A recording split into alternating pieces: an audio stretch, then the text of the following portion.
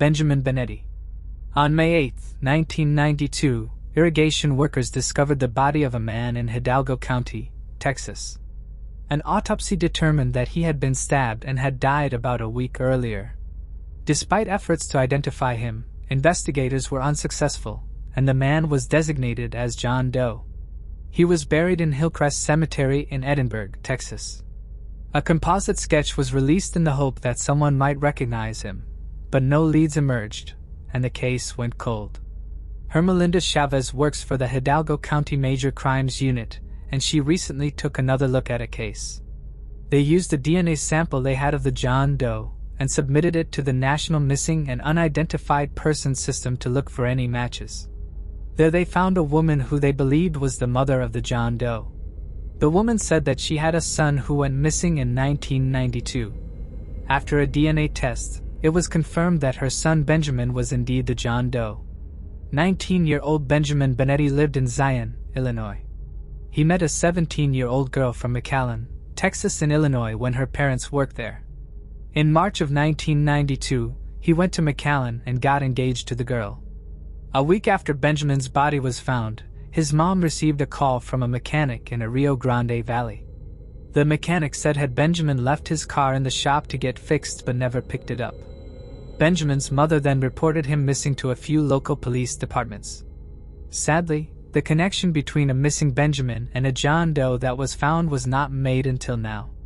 Investigators also talked to Benjamin's fiancée. She said that he received a phone call and that he told her he needed to go to Mexico and that she never saw him again. She never reported missing because her family made fun of her saying Benjamin left and used her. Benjamin's mom saved all the documents and letters that she sent to all local law enforcement agencies in hopes to find her son. She never gave up. She was determined to find him. It was because she submitted her DNA to National Missing and Unidentified Persons System that her son could be identified. Benjamin's remains were given to her so that she can give him a proper funeral. He was buried in Maple Park Cemetery. On the headstone he is described as kind and caring, a fine young man who his family will always love and never forget. If you have any information regarding this case and might be useful, you are asked to call this number. Before I continue, I want to remind you that only a small percentage of people who watch my videos are actually subscribed. So if you enjoy my content, consider subscribing. It's free and you can always change your mind later. Now let's move on with the video. Moving on to the next case. Guadalupe Vela. On January 10, 2023, the Manatee County Sheriff's Office in Florida announced the arrest of 40-year-old Pedro Garcia for the 2006 killing of 37-year-old Guadalupe Vela. According to the press release, Guadalupe and Garcia were rival gang members who had a heated argument at the Santa Fe bar in July 2006. The confrontation escalated as the two men took their dispute outside before parting ways in separate directions. Guadalupe went to a relative's home in Bradenton, Florida. While there, he saw Garcia once again and the two began arguing. Police said that this is when Garcia shot Guadalupe twice in the back, just as he was trying to leave. Detectives found Guadalupe's body in the backyard of the home along with the bullet casings and a witness who would not cooperate. Deputies stopped Garcia for a traffic violation nearly 3 months later and found a 9mm pistol in his vehicle. Garcia was arrested for possessing a firearm as a felon. Testing was done on the gun by Florida Department of Law Enforcement that ultimately linked the gun to the crime scene. But the rounds that Guadalupe was shot with came from a different weapon detectives found. Detectives continued to investigate the fatal shooting, talking to different witnesses who said Garcia spoke about taking Guadalupe's life. In 2015, Garcia admitted to another inmate at the Manatee County Jail, even providing details about what happened that night according to detectives. But the detectives were not told about the conversation until 2022. On January 9, 2023, detectives obtained an arrest warrant for Garcia, who was located at a home on 30th Avenue West and taken into custody. He was out on bond for an unrelated case. The detectives said it was possible Garcia was connected to other unsolved violent crimes dating back to the mid-2000s, and they ask anyone with information to call the Manatee County Sheriff's Office at 941-747-3011 or Manatee Crime Stoppers at 866-634-8477. Moving on to the next case. John Stagner. In 1992, 53-year-old John Stagner lived and worked in Orlando, Florida, as a maintenance employee for Orange County, residing on the county's maintenance property. On the morning of August 10th, deputies were called to a home on North Forsyth Road after John's wife discovered his lifeless body in bed. According to Orange County Sheriff John Mina, John suffered severe head and facial trauma, and the weapon, a walking stick, was found at the scene. The sheriff's office suspected John's neighbor, Ronald Cates. He had been a person of interest from the start. Cates reportedly had a drug habit at the time and would often borrow several power tools from John and pawn them to buy drugs. John had confronted him about it and asked him to return the tools. On the day John's life was taken, detectives went to Cates' house to speak with him about the case, but he had his daughter lie and say he wasn't home. Investigators later learned that he was hiding under the home that day. In the next few weeks, they did manage to interview Cates a few times. They noticed a lot of inconsistencies in the timeline that he gave and what his family members were saying. The case kept going. And in 1995, there was an incident where Cates admitted to his family that he took John's life. But because of how evidence and technology was at the time, there wasn't enough evidence to charge Cates. In 2020, a family member of Cates contacted Orange County Sheriff's Office about the cold case. The family member said that they really care about the case even if they were the suspect's family because John was very, very good to the Cates family. He would give them money at the time when they needed it, or a place to stay. Detectives started looking into the case more and spoke to Cates' wife and daughter. In March of 2022, they began more extensive interviews with the family members. Investigators then learned that his family was in fear of him because he was very abusive to them. In April 2022, Cates was in a hospital in North Carolina. He told the nurse that he took someone's life in Florida in 1992.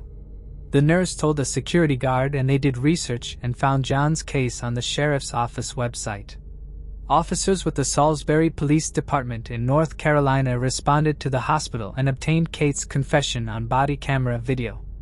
Cates didn't explain the motive during his confession but said that he hit Johnny with the stick. Investigators were able to confirm from Cates' family members that he used a walking stick to get around and that he owned the one that was found at the crime scene. Detectives then had enough evidence at that point to interview Cates again and charge him. Cates was arrested on August 5, 2022 and is being held in a North Carolina jail, waiting to be taken back to Florida. Orange County Sheriff John Mina said the sheriff's office started its cold case team in 2020. And since then, the team has solved 13 cases dating back to 1984. Moving on to the next case. Juliet Rivera. On July 17, 1992, a farm worker in San Mateo County, California, discovered the body of a woman near an irrigation pond. An autopsy revealed she had died from blunt force trauma to the back and left side of her skull, caused by a flat object. The victim was identified as 25-year-old Juliet Rivera, a legal secretary from Alameda. Juliet had been reported missing by her family 10 days before her body was found. Her boyfriend, 50-year-old Abraham Rivera, soon became a suspect. He also went by the name of Gregory Mark Rivera. The Alameda Police Department and San Mateo County Sheriff's detectives questioned Rivera. They noticed numerous inconsistencies with the statement that he had made. They also found other unnamed evidence connecting him to the crime. An arrest warrant was issued for Rivera on August 7, 1992, but by the time they went to arrest him, he was long gone. Detectives found his apartment in Alameda abandoned. Juliet's case was featured on an episode of America's Most Wanted soon after Rivera disappeared. Rivera was added to the website Northern California Most Wanted that is run by the Northern California Regional Intelligence Center aimed at enlisting the public's help in finding individuals wanted by law enforcement. On the website, it said that Rivera has a U.S. Army background and he has auto mechanic experience.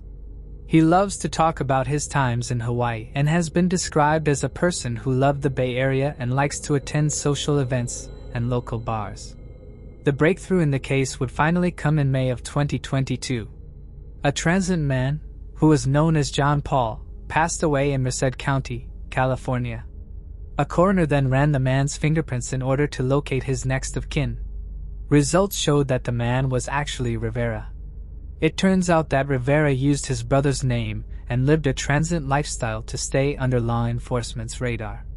He and his brother would often swap identities to keep law enforcement guessing. The San Mateo County Sheriff's Office had this to say in a statement. Based on this investigation with the identity of suspect Abraham Rivera, aka Gregory Mark Rivera, aka John Paul, finally located and now deceased, this case is closed. Public Information Officer, Lieutenant Eamon Allen, said, "Here at the San Mateo County Sheriff's Office, a cold case does not mean a closed case. We investigate all cases thoroughly.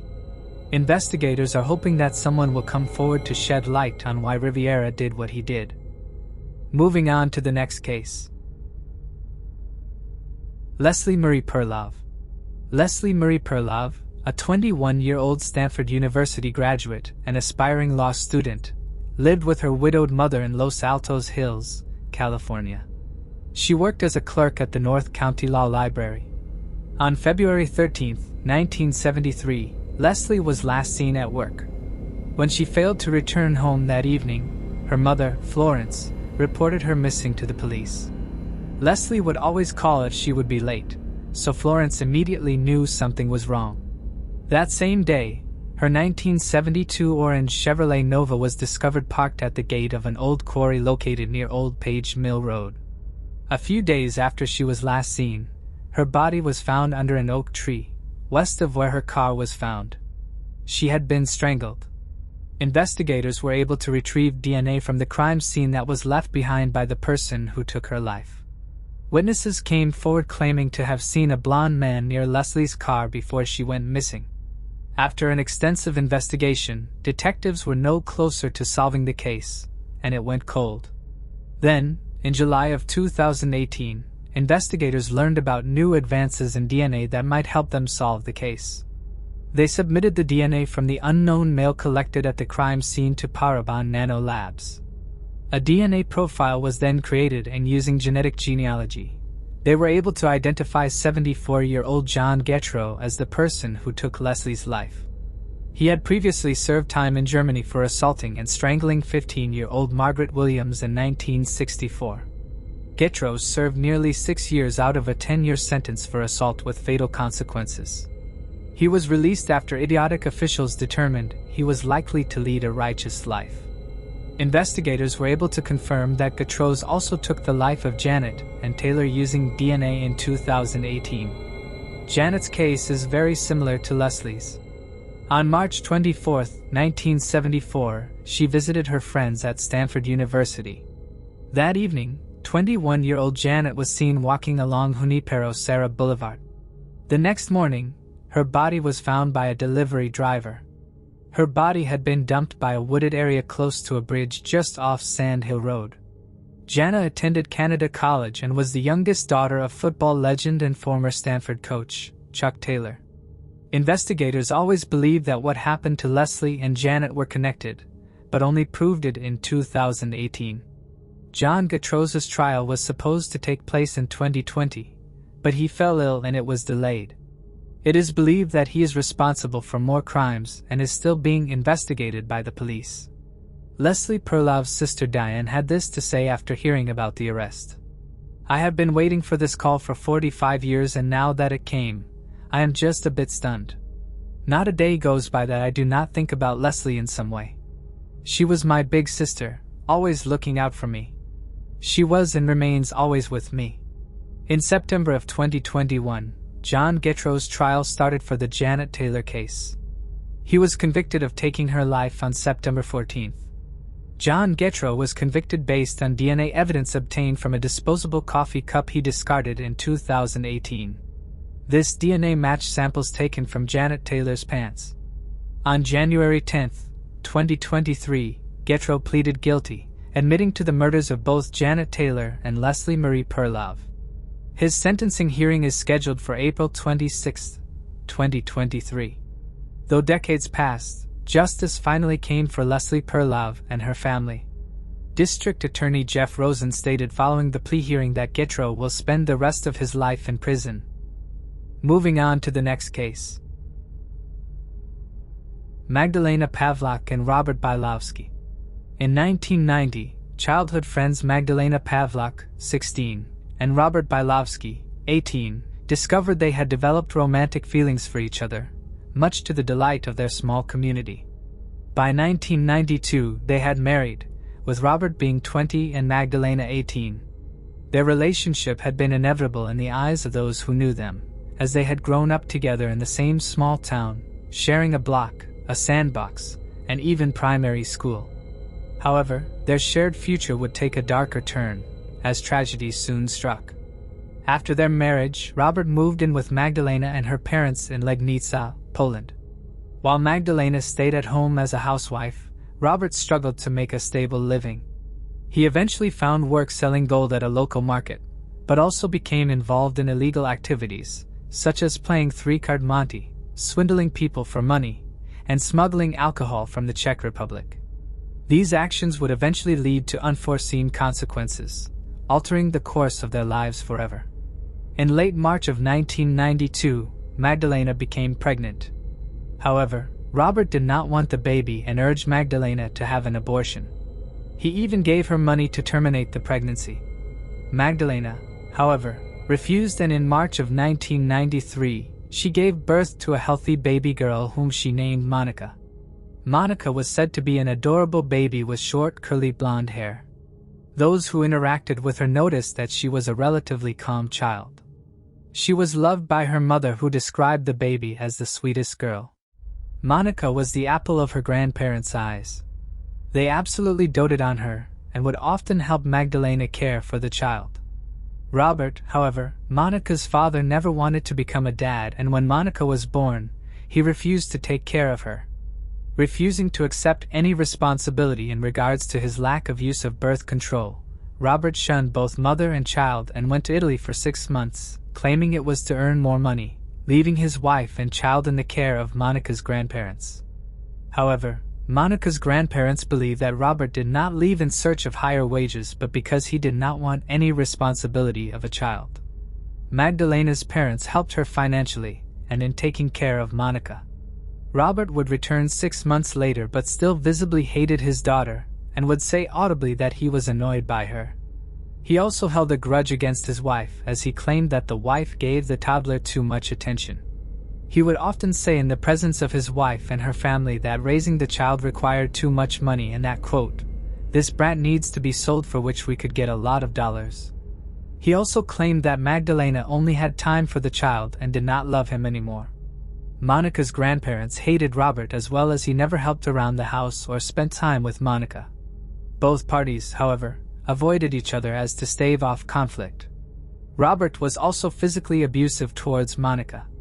Monica's grandparents had noticed bruising and pinch marks on her neck several times. It was found that the child had also been previously beaten and kicked. Magdalena recalled that once Robert punched the baby in the face in front of her. The mother at this point should have done the responsible thing and fled the house with the baby, not for her own comfort but for the safety of her child. However, this is not a story of people who made the right decision, but of many, many wrong decisions culminating in the worst tragedy any parent could experience. Shaped by the early abuse she experienced at the hands of her father, Monica was afraid when she saw her dad Robert, and would cover her mouth with her hands whenever he entered the room. On July 16, 1994, when Monica was only 1.5 years old, she came down with a high fever. Magdalena and Robert had made plans to go shopping that day, but of course Magdalena immediately wanted to tend to her daughter's health and go to the doctor. However, her parents told her that she could go shopping and that they would take Monica to the doctor. While the grandparents were in the process of leaving the home, Robert came running after them and asked if he could accompany them to the hospital. The grandparents thought it was odd as Robert had never cared for his daughter, but they thought maybe he had had a change of heart, so they agreed. Robert told his wife to go shopping with her friend and that he would meet her later. The grandparents noticed that Robert had a plastic bag with him. When they reached the doctor's clinic, Robert left and returned a half-hour later. The doctor, meanwhile, had diagnosed Monica with a cold and prescribed her antibiotics. On the way back home, Monica's grandparents wanted to stop to buy medicine from the pharmacy while Robert stopped at a payphone in order to call someone. Monica's grandmother went inside the pharmacy in order to buy the medicine, while Monica's grandfather and her father Robert stayed outside with her in a stroller. Her grandmother did not have enough money to pay, so she called her husband to pay for the medicine. Her husband went inside the pharmacy briefly, leaving Robert in charge of Monica. This would be the last time that Monica was seen by her grandparents ever again. When the grandparents came out of the store, Robert and Monica were nowhere to be found. However, her grandparents did not think much of it at the time, as they assumed that as Monica may have become more sick, Robert probably took her home separately. After returning home, they learned that Robert never arrived, and in searching around, they found that Monica's clothes and Robert's passport were both missing. Alarmingly, the numerous baby photos of Monica were also gone. It is at this point that they remembered that Robert had been carrying a plastic bag with him. They also remembered that Robert had recently applied for his daughter to be entered into his passport, which would enable him to cross the Polish border with her. At the time, Magdalena and Robert had been planning a trip to Italy, so the grandparents did not think much of it. Magdalena's parents urged her to call the police, and she did so, filing a missing persons report. The police took the case seriously and launched a massive search for the father and baby. Magdalena contacted friends and acquaintances hoping that she would find them there, but they were nowhere to be found. 4 days later, Robert called. Magdalena picked up the phone and immediately asked him, "Where is the baby?" Robert told her to meet him in a park near Kościoła Lignis, and that he would explain everything. Magdalena went to the meeting spot, and her husband Robert told her the tragic news. Monica was dead. He claimed that he had taken Monica to the Czech Republic, where they had had a car accident in which Monica died. Magdalena was heartbroken, but she then started to question his claims. She began to wonder, if Monica had died in a car accident, wouldn't there be a police report? Wouldn't there be an investigation and a funeral for the death of such a young child? Something did not add up. She started questioning Robert and told him that she knew he was lying. Robert then said that he had actually been joking and that he really had given Monica to some gold traders from Katowice for safekeeping. He claimed he did this because he had wanted to hurt his in-laws. He told Magdalena that he would go with her to get Monica back. However, he had a condition. He told her that she had to withdraw her police report, which she had submitted in hopes of finding Monica alive. Desperate, Magdalena went to the police station and dropped the kidnapping charges on her husband. Magdalena then went to Katowice with her husband by train. Robert stated that the people he had given the child to would meet them at the Katowice train station. However, once they arrived, no one was there. Robert then claimed that they would actually be at the market. The couple searched around the market but could not find them. At some point during the search, Robert disappeared. Magdalena then went back to the Lignis police station and reported her daughter's abduction once again. Police immediately issued an arrest warrant for Robert. Interpol was also alerted, as it was believed that Robert had left the country. A massive search for the girl ensued, and Monica's mother and her grandparents pleaded on TV asking Robert to bring Monica back, but to no avail. Later, a friend of Robert recalled that the father had mentioned to him that he had sold his baby to an old couple. Weeks, months, and years would pass, but no leads would be found. Then 2 years later, Polish authorities learned that Robert may have been living in Vienna, Austria. Polish authorities contacted Austrian authorities, but they were not as eager to help. Around this time, Robert would call Magdalena, telling her to come to him and that they could live a new life together and make a new baby. Magdalena contacted the police and told them about the phone call. Robert had told her that he would call her again, so the authorities decided to record his conversation and told Magdalena to try to get information about his whereabouts. During the call, Magdalena asked Robert where she could meet him, but Robert refused to tell her the details of his location. He told her, quote, "If you decide to come to me, I will give you an address in the Czech Republic. They will bring you to me from there." Police tried to track the number but were unsuccessful. The officers then decided to go to Vienna disguised as ordinary tourists, as they were certain Robert was hiding there. They were soon able to track him down and took pictures of him undercover. They wanted to catch him right then and there but realized that they had to follow protocols. They rushed the information back to Poland and presented the photos to police headquarters, who contacted the Austrian officials and presented them with the photos of Robert. On the September 29th in 1997, Robert was caught and extradited to Poland in order to face charges. During his questioning, he claimed that Monica was staying with a Polish couple living in Vienna named Zbyszek and Alicia. He claimed that he had met the couple at the Lignica market. The couple, he claims, were unable to have a child of their own, so he offered to sell Monica to them. After kidnapping Monica from the pharmacy, Robert recalls that he met with the couple, who paid him 20,000 złotych for Monica. All of them then drove to Vienna. Robert said that he was supposed to have the option to visit his daughter, but that he got very busy and could rarely if ever visit her. He claimed that Monica was happy in her new home. During the subsequent interrogations, he would change his story several times, changing the amount of the sale and changing the appearance of the couple. He then claimed that Monica was actually dead. He claimed that she had fallen from a stroller in Legnica and had died. He said that he had buried her body in the suburban Zaltoria forest. Investigators brought cadaver dogs and searched the forest. They took Robert to the spot that he claimed he had buried his child, but he could not find anything. He again changed his story and said that actually his daughter had died in a car accident in the Czech Republic, which was the same story that he had originally told his wife so many years ago. Investigators checked, but there was no description of any accident like that happening in the country at that time. Later, Robert claimed that actually the true story was that he had gone to a grocery store in order to buy something to drink.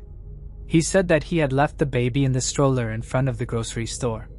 He claims that he does not remember anything after that, as he had taken 12 benzodiazepine pills that morning, resulting in memory lapses. He said that he doesn't remember if he took the baby with him from the store or if he left her there. When asked about the store's location or name, he could not remember.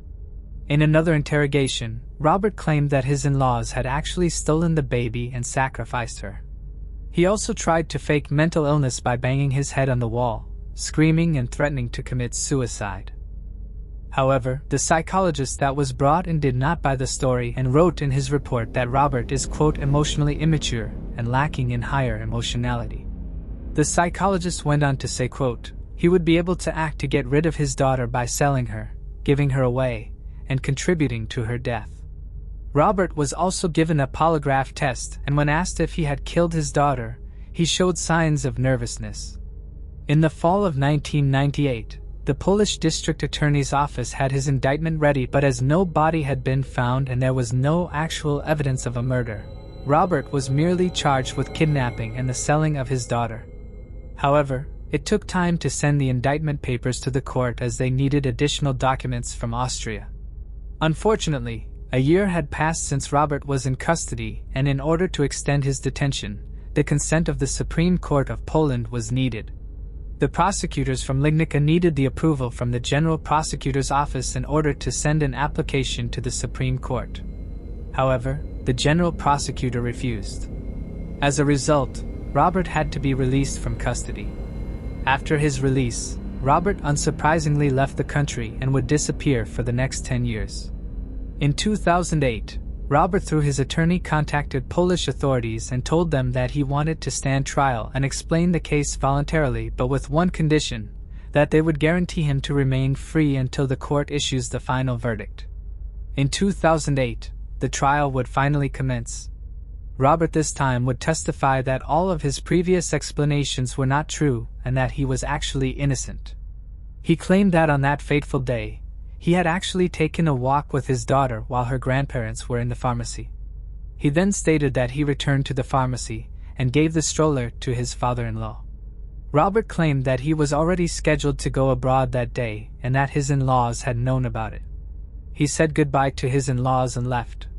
He claimed this was the last time that he ever saw his daughter. When asked why he had said that he had sold his daughter years ago, he explained that those statements were all made under duress. The trial went on for over a year, and in 2009, Robert was found guilty of kidnapping and selling his daughter. He was sentenced to 15 years in prison. However, in the original deal, Robert had requested not to be arrested until the final verdict was given. Using the language of this appeal, he waited for the appellate court to finally review his case, and when the higher court upheld the verdict, Robert, before being remanded, escaped and fled the country once again. He would remain missing for 4 years. He would be captured again on 12th of September in 2013 by the Austrian police and again handed over to Polish jurisdiction. Magdalena Pawlak's heartache and determination remain, as she holds on to the hope that her daughter Monica will one day return. Even after nearly 30 years, the pain of not knowing the fate of her child has not faded. Despite her grief, the case remains open, and a recent development has brought a glimmer of hope. In the mid-2020s, a 27-year-old woman from the United States, after discovering that she was adopted, came across Monica's description in a database. Believing she might be Monica, the woman reached out to authorities. However, DNA testing quickly ruled her out as a match. Monica's grandparents passed away without ever finding out what happened to their beloved granddaughter. Now, as the years continue to pass, Magdalena's longing for her daughter only grows. She continues to believe that Monica might one day return, whether through a miraculous reunion or perhaps in a future life. If you have any information regarding the disappearance of Monica Pawlak, please contact Polish authorities or Interpol. Your help could bring closure to this heartbreaking case. Moving on to the next case. Nona Stamey Cobb. 29-year-old Nona Stamey Cobb lived in Cleveland County, North Carolina, and was a widow with a 3-year-old son named Josh. Due to a drug problem, Nona lost custody of her son, who was sent to live with her sister, Vicki Gregory. On the night of July 6, 1992, Nona was last seen at the Welcome Center on Interstate 85 in Cleveland County. She was observed getting into a truck driven by an unidentified male.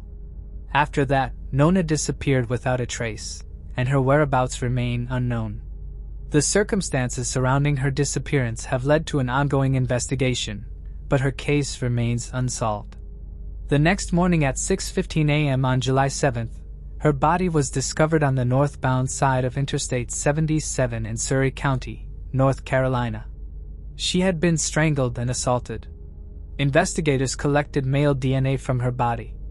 It would take 3 years before investigators identified a suspect. They interviewed Sean Patrick Goebel. He was a trucker from Asheboro, North Carolina. Goebel denied having any involvement in what happened with Nona. He was, however, later convicted for taking the lives of 3 other women. He was sentenced to 2 life sentences, plus 14 years in prison. Of course, this made investigators in the Nona case believe that he was the man they were looking for. Investigators took the male DNA they collected from her body and compared it to Goebel's DNA, but it was not a match. He was then ruled out as a suspect. In April of 2021, special agents with the North Carolina State Bureau of Investigation Cold Case Investigation Unit and investigators with the Sheriff's Office re-examined the physical evidence collected from the crime scene back in 1992. With the help of Dr. Colleen Fitzpatrick, the founder of Identifiers International LLC, investigators were able to identify Walter Luther Alexander as a possible suspect by matching his DNA profile to the DNA left on Nona's body. Officers with the Diamond Head Police Department in Mississippi arrested Alexander on March 15, 2022. He is currently being held in the Hancock County Jail as he awaits extradition back to North Carolina to face the charges against him. The North Carolina State Bureau of Investigation emphasized that the investigation into Alexander remains ongoing and authorities are looking into the possibility that there may be more victims. Moving on to the next case. The Ravine Killer Case. The story of Almeria, a picturesque coastal city on the southeastern coast of Andalusia, Spain, is one of stark contrasts. While it is renowned for its Mediterranean beauty, rich food culture, and a haven for retirees seeking a warm, health-benefiting climate, it also carries a dark, sinister secret. Despite its idyllic exterior, Almería became a notorious hotspot for crime in the late 1980s and early 1990s, and was home to one of Spain's most chilling unsolved serial killings. Between 1988 and 1996, a brutal serial killer known as the Ravine Killer claimed the lives of at least 10 women in this otherwise tranquil beach town. These victims, primarily working as escorts and living on the margins of society, were subjected to horrifying violence. The killer's modus operandi often involved raping and murdering his victims, then leaving their bodies in remote areas such as ravines, adding to the eerie nickname that became synonymous with the crimes. The victims were often women with few connections and families, many struggling with addiction or living on the streets, making them vulnerable and largely forgotten by the general public. Critics argue that this contributed to the slow response from authorities, who were accused of not taking the cases seriously enough, possibly because the victims were seen as marginalized or disposable by society. Organized crime in the area also played a role, as the city became notorious for drug trafficking, prostitution, and other illicit activities, which could have further obscured the investigation.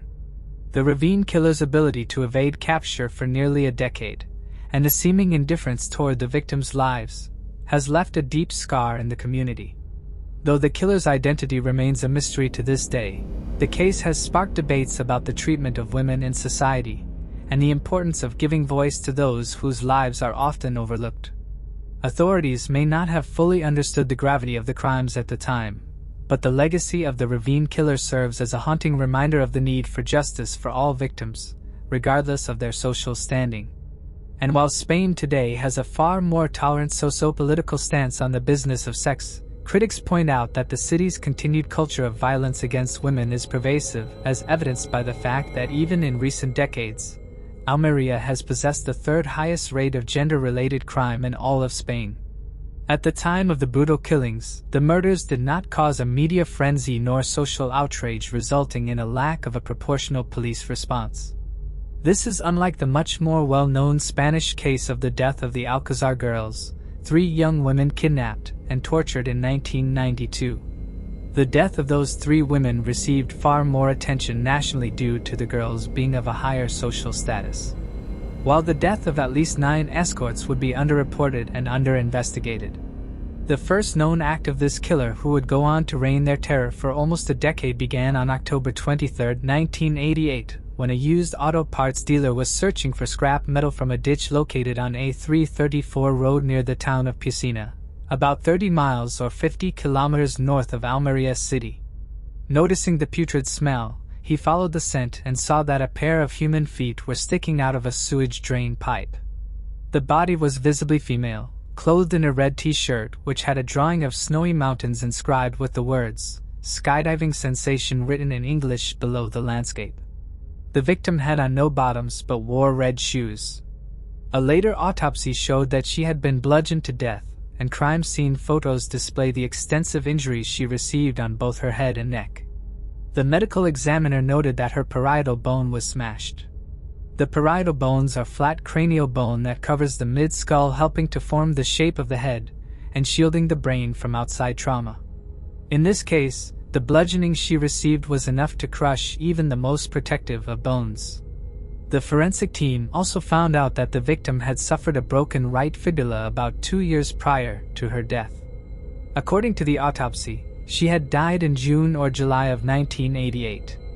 She stood just under 5'3", or 160 centimeters, and weighed around the 8-pound 145 or 65 kilograms. The victim's hair was strawberry blonde, and forensic experts estimated her age to be around 30 years old at the time of her death. Based on the ruggedness of the victim's skin and hands, investigators surmised that the woman may have grown up in a rural environment such as on a farm, and that she may have done a lot of physical work during her life. Internet sleuths later pointed out that she may have worked in Almería's greenhouse in the production of fruits and vegetables, as the area's climate allows for such bountiful harvests that Almería is a major source of off-season tomatoes, peppers, cucumbers, and melons for people all over Europe.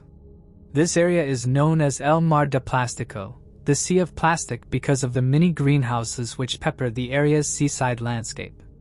The extent of police presence and effort in identifying the woman has been criticized, and to date no one has come forward to identify her. Investigators discovered that the victim had been killed elsewhere and later dropped into the sewage culvert. Detectives surmised that the woman was possibly tossed out of a car post-mortem by her killer or killers.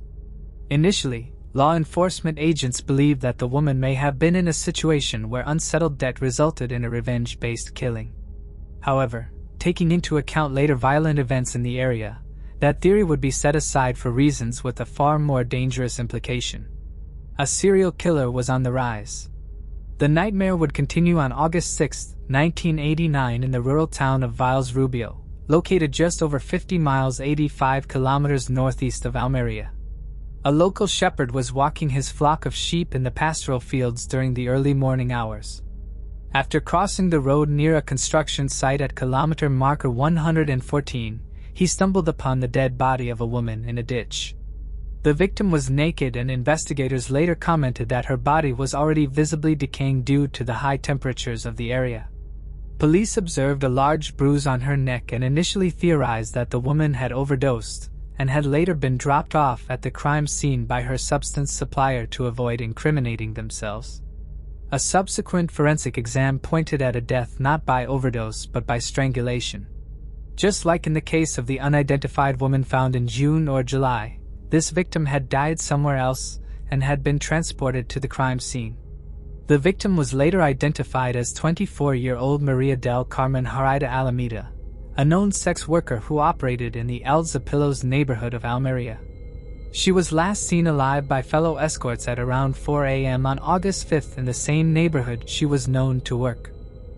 Very few pieces of evidence were found at the crime scene, nor were there helpful artifacts on her body. Therefore, the case would grow cold. Perhaps the killer was satiated by the summer deaths enough that they were content to lay low, or perhaps they continued their murder spree elsewhere. But it was not until 1 year later, on August 28, 1989, that the third victim would be found. A French couple hiking on their honeymoon was enjoying photographing the landscape of La Ballena Ravine, located 1.2 miles or 2 kilometers west of Almeria City. What started as a sunny and scenic trek quickly turned dark when they noticed something strange located at the bottom of a nearby cliff. Upon further investigation, the body was found to be that of a female presenting with countless broken bones. The police were called to retrieve the woman as ambulances were unable to operate in such terrain. The unclothed body was in a place so hard to reach that an S-92 search and rescue helicopter was needed to retrieve her.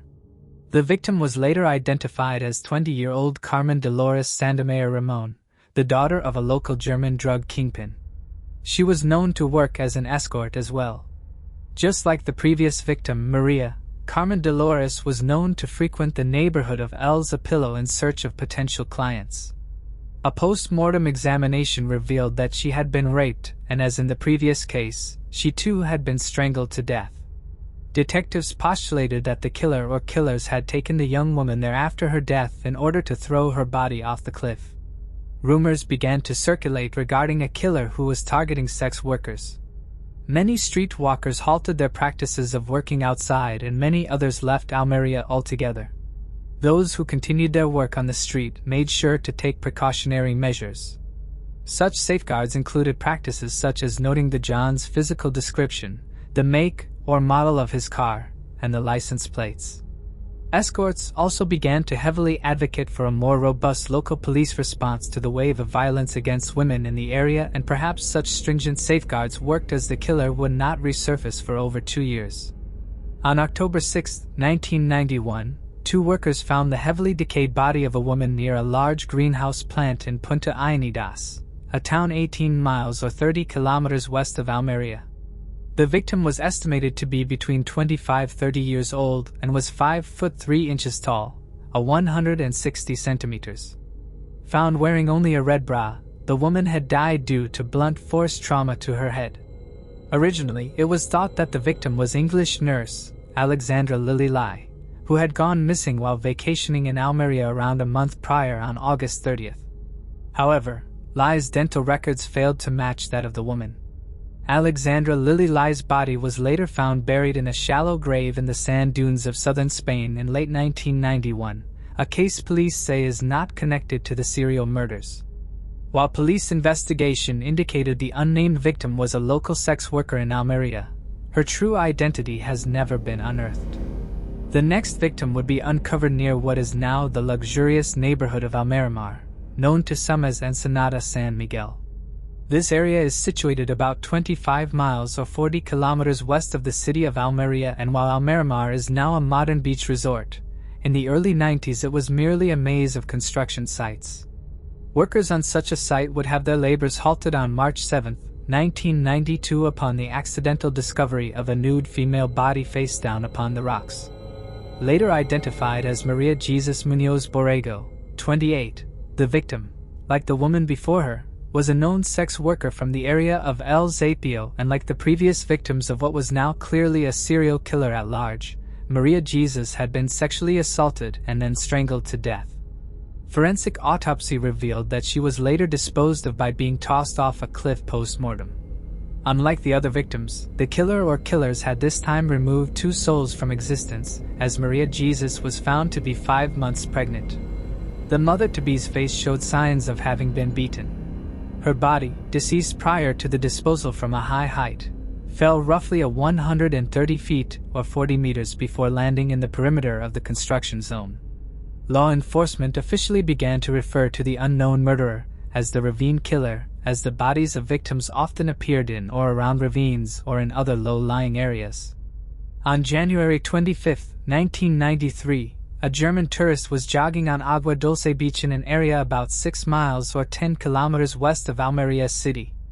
As the runner was utilizing a shortcut, she tripped over what she first thought was tall reeds, but upon looking back she realized she had stumbled over the body of a young woman. The body was subsequently identified as Maria Lyle Martinez. She was a 22-year-old mother who was married and trying to support her 4-year-old toddler by working as an escort in Almeria City. Maria, like the others, was found stripped of all her clothing, and after being sexually assaulted, she had been strangled to death. A woman who also worked on the street told police that she had last seen Maria alive the night before she was found on January 24th. The witness recalls seeing Maria entering a vehicle described as a type of recreational sports car which may have been colored dark blue. The witness, whose name was withheld for privacy reasons, recalled that the car had a rear spoiler which was slightly dented. The car was eventually located and the owner questioned. However, detectives failed to find any evidence which incriminated him. By this point, both the police and the public were acutely aware of the brutal pattern which was emerging. Local police requested reinforcements from Madrid in hopes that the capital city would provide resources to combat the plague of a faceless killer. Just across the border, police in Portugal were dealing with their own serial killer in their capital city of Lisbon. Dubbed the Lisbon Ripper, this killer too was targeting women in the sex industry. Unlike in the Spanish case, this serial killer had the added calling card of eviscerating his victims. The FBI, already assisting in Portugal, were asked to consult across the border, and alongside local resources, they were able to create a psychological profile of the killer. FBI profilers surmised that the killer was a white male between the ages of 28 to 35, although the report noted the killer could be as old as 45. They theorized that the murderer was most likely married or in a long-term relationship, and that he would possess the somewhat horrifying characteristic of leading an otherwise seemingly normal life. The profile went on to detail that the male was likely of great strength and most likely was known to possess an unpredictable and explosive temper. The FBI went on to say that the man responsible for these deaths likely was intimately knowledgeable about local roads and terrain, and theorized that they may work in the transportation industry, possibly as a truck driver or a cab driver, allowing for less detectable travel amongst the provinces of Almeria. Using this information, the FBI was able to cross-reference such traits from databases and cases in Belgium and the Netherlands. On July 5, 1993, just 6 months after the last woman was found, the 7th victim would surface. Some say that other victims may have been recovered during this time span but were never officially connected. Media reports indicate that there was a burned Jane Doe found in between the span of times that some theorized may have been another victim, but due to the difference in MO, she was excluded. The seventh victim was found by a local farmer who noticed the battered woman laying across one of the pathways among the many greenhouses at El Haido. The victim was a 25-year-old Moroccan woman named Khadija Mansar, known to her friends as Kadi. Autopsy revealed that Kadi had been sexually assaulted and then strangled to death. Her body showed artifacts of having been tied up as her extremities donned the telltale ligature marks. The killer or killers had placed a strip of duct tape on her mouth before she died. Investigators surmised that it was in order to muffle her screams to anyone that may have been nearby to witness them and potentially alter her fate. Notably, the seventh victim was found wearing only a red bra. Her shirt, pants, and underwear were later located buried underneath the wall of a nearby greenhouse. Detectives realized there was a trend in the clothing of some of the victims. Many of them were found wearing singularly red items, namely in their underwear and shoes. Police wondered if the color red might play into the killer's motives or if possibly the items were planted. Regardless of their origins, a pattern was emerging. On August 2, 1994, just over 1 year after the seventh victim was found, a resident of the neighborhood of Los Angeles in Almeria was taking their usual morning walk and discovered the lifeless and naked body of a young woman near a local soccer field. The eighth victim was identified as 22-year-old Nadia Hakamar. Like the last victim, she was Moroccan, and like all the victims, she was a sex worker who was known to work the area of El Zapal. The medical examiner wrote in his report that the victim had been raped and had later been strangled to death, a shared feature amongst the victims. Unlike the other victims, however, Nadia's autopsy showed that the person who had taken her life had made a vertical gash deep on both sides of her buttocks, although it is unclear in media reports if such wounds were inflicted pre- or post-mortem. Nadia's body showed numerous indications of a violent struggle, and forensic examiners hypothesized the killer may have attempted to leave misleading artifacts of the crime in an effort to distance himself from the now commonly known MO, instead tricking police into believing the victim was not that of a serial killer, but that of a robbery gone wrong. There was no blood found on her body nor in the surrounding area, an indication that the crime occurred elsewhere, and the body was moved post-mortem. Roughly 65 feet away, 20 meters, scattered among the brush, were the deceased's clothes. Another connection that was made between the victims was their close and intimate relationship with notorious drug cartel members.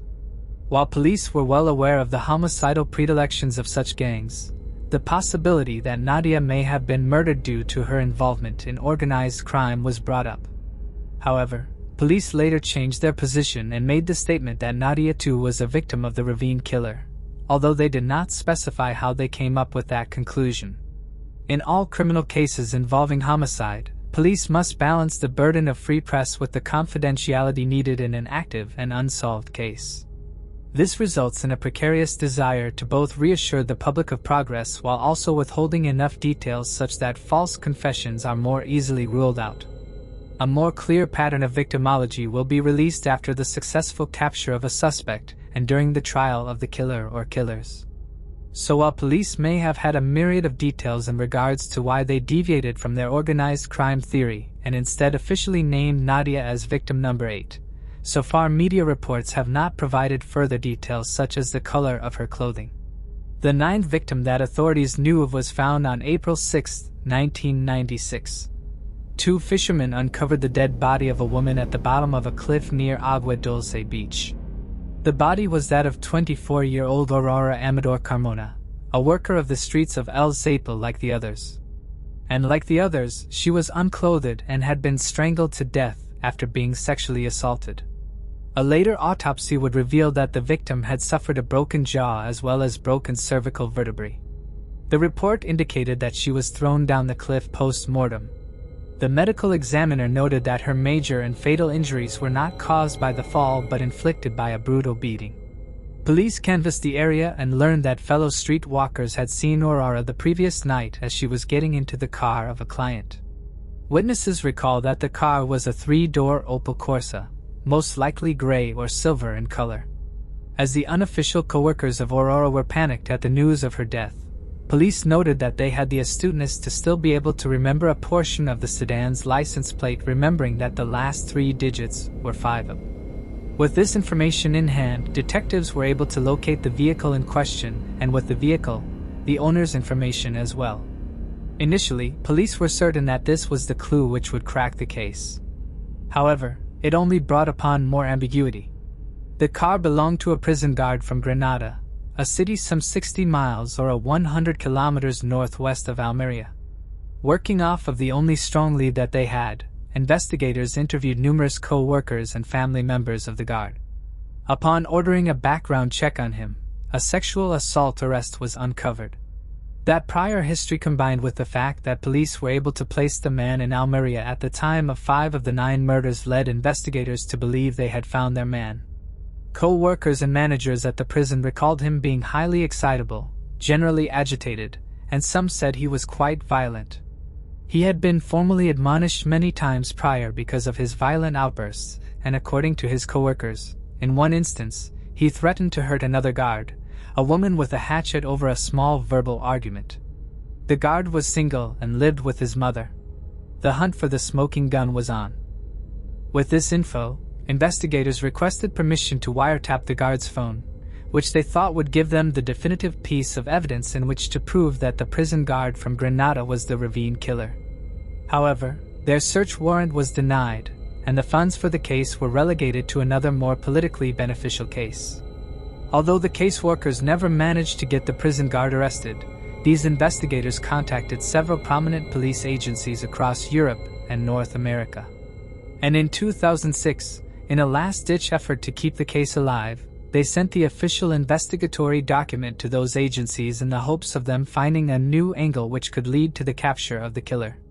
While Aurora Amador was the last official victim of the Ravine killer, many of those involved in the investigation believe that it is quite possible there are more victims. A woman was found naked and bludgeoned to death near the same place where Nadia Hatch was found in 1998. The woman could not be identified, however, and it has never been clear if she was a sex worker. Police have not entirely disregarded the possibility of her being another victim, although they have not linked them officially. This still unnamed killer was particular in his victim selection. The women whose lives he cut short shared a pattern. Except for the 1988 unidentified female, all of them were short-statured with long wavy or curly brunette hair and dark olive skin. All of them were in their early 20s, and 8 of the 10 women were confirmed escorts. Many of them hailed from households of dysfunction and therefore had their own dysregulations, which often goes hand in hand with addiction issues. Based on the scant amount of witness reports provided, the killer's MO was well defined. He picked them up, drove them to solitary places in the night, and once in a place of isolation, the killer or killers would sexually assault the woman, after which would come death by manual strangulation. The medical reports surrounding the victims of the Ravine killer offer few concrete details, particularly when it comes to whether the women were disrobed before or after death. What is notable, however, is that most of the victims were found completely bare, except for a curious detail in certain cases, when the victim was wearing something red. In these instances, the killer or killers seemingly left the red item on the victim, a peculiar pattern that added to the mystery of the crimes. The investigation into these brutal killings was marred by delays and inefficiencies, as the authorities initially failed to take the case as seriously as they should have.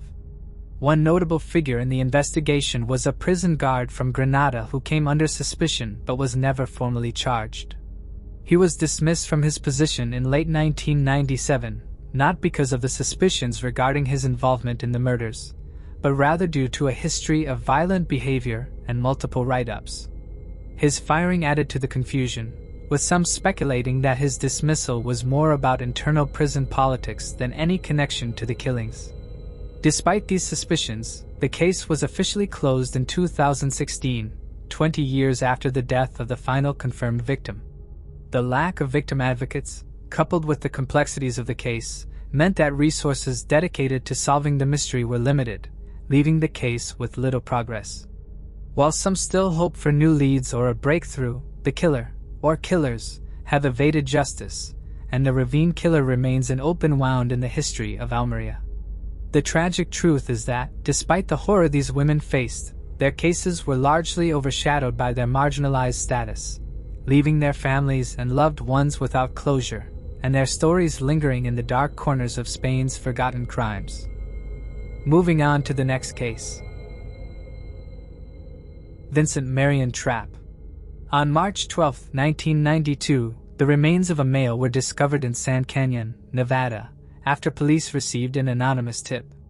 The area, located in Nevada's high desert, is approximately 100 miles from Reno. An autopsy revealed that the man likely passed away during the spring or summer of 1991. Due to the lack of identification, the man was named Sand Canyon John Doe. Efforts were made to reconstruct his appearance through clay models in hopes of sparking recognition, but unfortunately, no one came forward with any information. The case remains unsolved, leaving his identity and the circumstances of his death a mystery. He had auburn hair, blue eyes, at least one root canal, and 8 of his teeth were missing. In the vicinity of where the remains were discovered, a dark-colored hat with the words, "Heavenly Lake Tahoe" was found. Also, blue jeans, black underwear, black running shoes, a damaged dog collar, and a blanket. The damaged dog collar is interesting because a resident of the area that lives close to where the remains were found noticed the dog and would occasionally wander close to his house. It is possible that a dog belonged to the Sand Canyon John Doe. Lieutenant Jerry Pattinson of the Major Crimes Division of the Lyon County Sheriff's Office recently took another look at a case. He was listening to a crime podcast about advances in technology, combining DNA science of genealogy data. In 2020, he contacted Parabon Nano Labs. Parabon was able to find relatives of the Sand Canyon John Doe.